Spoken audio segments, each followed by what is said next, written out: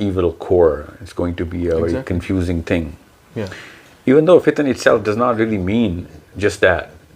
If anything, at the time of Dajjal, is going to be so adverse, so devastating at an emotional level, that people who know the truth will go through the biggest state of powerlessness, helplessness, stifling, which is going to be the biggest problem for those believers. People who are not going to go through trial are going to be way more in number, because they won't be able to tell the difference between right and wrong.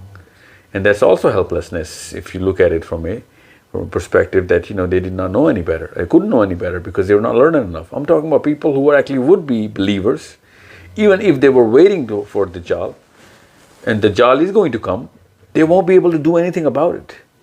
And that is the biggest fitan. You have to understand, when I don't know anything which is wrong, and I'm doing something which I believe is right, and I'm doing it for Allah and Rasul, this is a problem. Yeah. But the bigger problem is that I know that I am going through, this is a wrong and evil man. This man has an agenda which is against my religion, my purpose, my whole belief. All of the people are going to be running towards this man. So those are the people who are going to be a minority, will be going through the worst of the worst time. At that time, everyone they will know will be running leaps and bounds towards Dajjal. Wow. Everyone they love, their kids, their wives, everyone will be running towards Dajjal.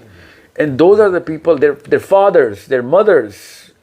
At that time, it'll be such a scarcity of believers, and those are the believers who are going to go through the worst problem, which is going to be the real meaning of fitan. The real meaning of fitan is not just the fact that you can't tell from right or wrong. The real meaning of the fitan is that you can tell between right and wrong, but you cannot do anything about it. This is such a big problem that people are not realizing. It's because it's not instilled inside our psychological construct of this word fitan. Fitan is that state where my hands are tied and I can't say anything about anything. And the people who I love the most, the things that I care about the most, are going to be burnt right in front of me, because there will be a hellfire I'll be jumping into. And it is in psychology we narrate it like a woman who has 2 kids, maybe 3 kids, okay, in this case. Let me just amplify this. And one of her kids is inside the house, and the house is just caught fire. And for her to go and save the child will have a very big risk of her dying as well. So she has to decide between whether she has to save for those 2 kids, or she has to, jump and save that little child. And she has a lose-lose situation right now. Wow. It is such a big problem that she's in right now that it's just like, in infant psychology, the infant, when it gets hungry, it knows no language. So what it does, it cries and starts yelling.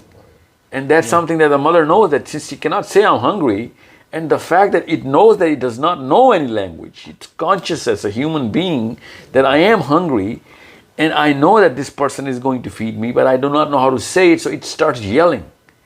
Yeah. That is the exact state of the believer at that time. And the more they're going to yell, the less they're going to be believed, because that's the wrong way of preaching. Yeah. Because when you are actually stifling, you have to do whatever to save your loved ones. But that's the worst way of preaching.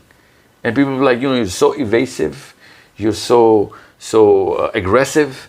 Yeah. You do not know what steadiness is and how to build up a whole, preface of what you're trying to build up. Where's the context? Where's the emotional plea? There's no way to actually save everybody if you're trying to come up with a hook and a claw and trying to do whatever the Dajjal is going to be doing, because the Dajjal is going to be massive. When this word does not even do justice, this massive word, to the magnitude of what the Dajjal is going to be doing at financial levels and emotional level and individual level and group level and country level and the global level and astronomical level, playing with time and everything. Everything is going to be so magnificent when it comes to Dajjal that people who are going to be believers and going to be like, can you not see the kafara written on his forehead? But people like, you have just lost it, man. I can't see anything written on his forehead. Yeah. Imagine your son saying this to you, that daddy, you've lost it. What's wrong?